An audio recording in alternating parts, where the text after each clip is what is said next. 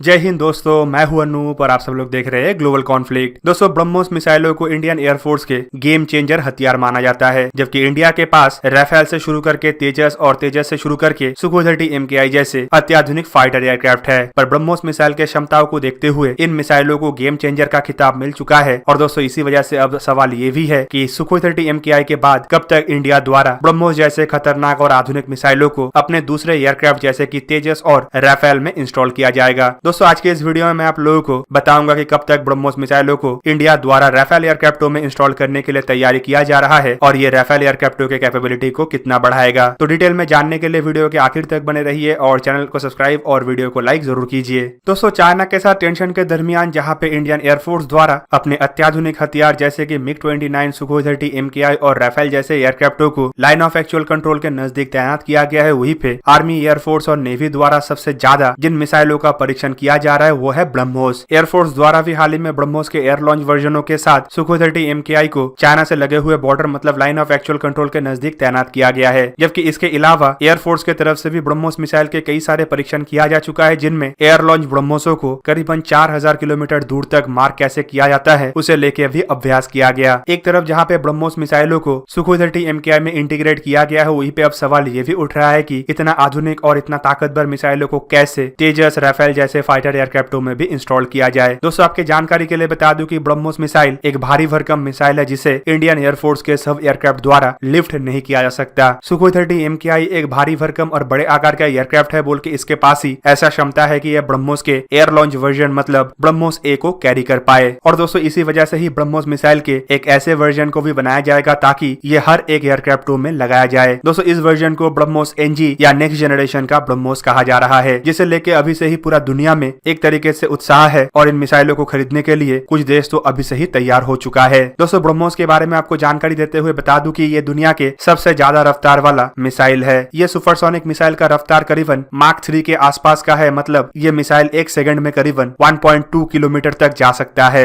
ब्रह्मोस मिसाइलों को रशिया के P-800 मिसाइल के तर्ज पे बनाया गया है और इन मिसाइलों को डेवलप करने के लिए इंडिया के DRDO और रशिया के NPO के बीच में एक ज्वाइंट वेंचर का स्थापना किया गया था, जिसे हम ब्रह्मोस एरोस्पेस के नाम से भी जानते हैं। और दोस्तों, आपके जानकारी के लिए बता दूं कि ब्रह्मोस मिसाइलों के मैन्युफैक्चरिंग का जिम्मेदारी ब्रह्मोस एरोस्पेस का है। ब्रह्मोस मिसाइलों का सबसे पहला वेरिएंट एंटी शिप मिसाइल के हिसाब से ही लाया गया था, इसीलिए सबसे पहले ब्रह्मोस मिसाइलों को इंडियन नेवी में शामिल किया गया और इसके बाद एक एक करके ship launch, land attack cruise missile, surface to surface और सरफेस टू सी मिसाइल और एयर लॉन्च वर्जन मिसाइलों का डेवलपमेंट किया गया। और अब इसके सबसे हल्के वजन के मिसाइल का निर्माण ब्रह्मोस एरोस्पेस द्वारा किया जा रहा है। दोस्तों, ब्रह्मोस एरोस्पेस द्वारा इन मिसाइलों को इंडिया के राफेल, तेजस जैसे एयरक्राफ्टों को देख के ही डिजाइन किया जा रहा है ताकि सुखोई 30 MKI के जैसे इन एयरक्राफ्टों के पास भी दुश्मन को तबाह करने वाला फायर पावर हो। वैसे तो ब्रह्मोस NG मिसाइल को काफी खुफिया मिसाइल रखा गया है, लेकिन कुछ पब्लिक फोरम में अवेलेबल डेटा के मुताबिक इन मिसाइलों का रेंज करीबन 290 किलोमीटर के आसपास होगा, जबकि ये मिसाइल आकार में ओरिजिनल ब्रह्मोस मिसाइल से काफी छोटा होगा। आकार के हिसाब से कहा जा रहा है कि ये करीबन 50% हल्का मतलब करीब 1.5 टन वजनी मिसाइल होगा और लंबाई में करीबन 5 मीटर मतलब ओरिजिनल ब्रह्मोस मिसाइल से करीबन 3 मीटर छोटा होगा। जबकि इन मिसाइलों का डायमीटर 50 सेंटीमीटर होगा, लेकिन रफ्तार के मामले में ये ब्रह्मोस के ओरिजिनल वर्जन से ज्यादा रफ्तार वाला मिसाइल होगा। माना जा रहा है कि ब्रह्मोस NG मिसाइल का रफ्तार करीबन माक 3.5 होगा, जो कि ब्रह्मोस ओरिजिनल मिसाइल के तुलना में करीबन 0.5 से 0.8 माक ज्यादा रफ्तार है। और दोस्तों, अब सुनने को यह भी आ रहा है कि ब्रह्मोस NG को लेके हमें 2021 में ही बड़ा खुशखबरी मिल सकता है। एक रिपोर्ट के मुताबिक 2021 में इंडिया द्वारा ब्रह्मोस NG का परीक्षण शुरू किया जाएगा। दोस्तों, इन मिसाइलों को 2021 में ही राफेल और तेजस जैसे एयरक्राफ्टों में भी इंस्टॉल करने के लिए तैयार कर लिया जाएगा, लेकिन इनका सबसे पहला परीक्षण शायद सुखोई 30 MKI जैसे एयरक्राफ्ट से ही हो।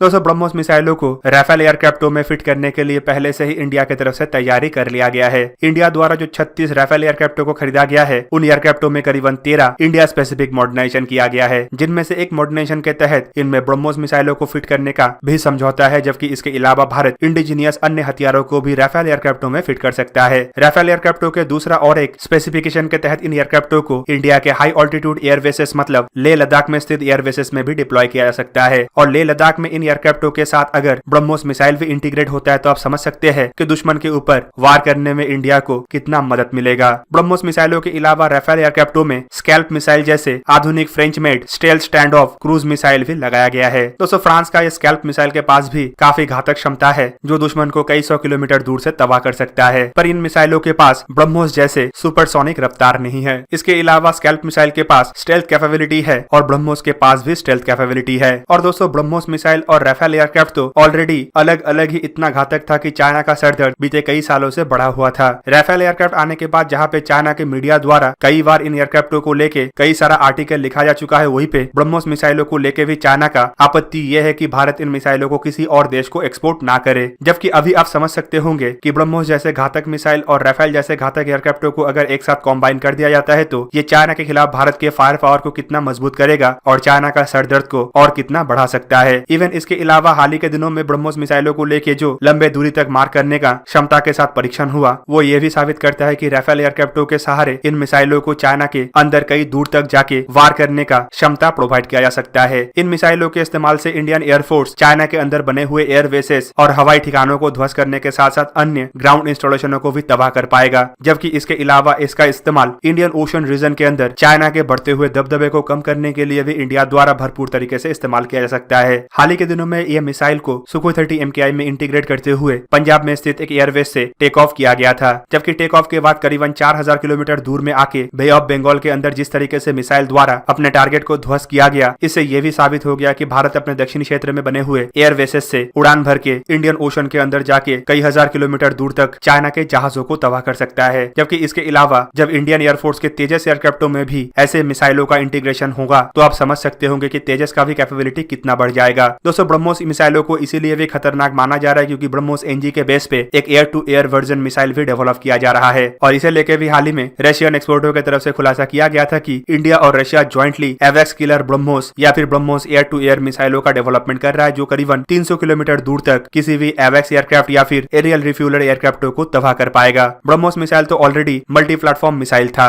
और अब इसका एयर टू एयर वर्जन आने के साथ साथ आप समझ सकते होंगे कि इस मिसाइल के क्षमता में और कितना गुना बढ़ोतरी होगा। जबकि ब्रह्मोस NG के बाद इंडिया और रशिया ज्वाइंटली ब्रह्मोस 2 या फिर हाइपरसोनिक ब्रह्मोस मिसाइल के ऊपर भी काम कर रहा है। हाइपरसोनिक ब्रह्मोस मिसाइल अभी के ब्रह्मोस मिसाइलों के तुलना में करीबन दुगना रफ्तार वाला मिसाइल होगा और ये करीबन मार्क 7 की स्पीड से ट्रैवल कर पाएगा और इन मिसाइलों के पास सुपरसोनिक मिसाइल के हर एक गुण होने के साथ साथ रेंज भी सुपरसोनिक इस ब्रह्मोस मिसाइलों के तुलना में ज्यादा होगा। दोस्तों माना जा रहा है कि हाइपरसोनिक ब्रह्मोस मिसाइल या ब्रह्मोस 2 करीबन 600 किलोमीटर तक अपने टारगेट को तबाह करने का क्षमता रखेगा, जबकि इन मिसाइलों को भी मल्टी प्लेटफॉर्म मिसाइल के तहत ही बनाया जाएगा। दोस्तों हाइपरसोनिक मिसाइल को लेके भी खबर यह है कि आने वाले कुछ सालों के अंदर भारत और रशिया ज्वाइंटली इन मिसाइलों का भी परीक्षण करेगा और परीक्षण के साथ साथ इन मिसाइलों को भी भारत के फोर्सेस में डिप्लॉय करने के लिए तैयारी शुरू कर दिया जाएगा। हाइपरसोनिक मिसाइलों को इंडिया के जहाज, सबमरीन और फाइटर एयरक्राफ्टों में जहां पे डिप्लॉय किया जाएगा वहीं पे इंडियन आर्मी के इस्तेमाल के लिए इन मिसाइलों के ग्राउंड बेस्ड लॉन्चरों को भी डेवलपमेंट किया जाएगा ताकि इंडियन आर्मी आसानी से ब्रह्मोस मिसाइल जैसे हाइपरसोनिक ब्रह्मोस मिसाइलों को भी कहीं पे भी तैनात कर पाए। तो दोस्तों ये था आज का वीडियो। अगर आपको वीडियो अच्छा लगा तो इसे लाइक कीजिए और मेरे चैनल को सब्सक्राइब कीजिए और साथ में बना हुआ बेल आइकन को भी प्रेस कर दीजिए ताकि आप मेरा वीडियो देख पाए सबसे पहले। जय हिंद।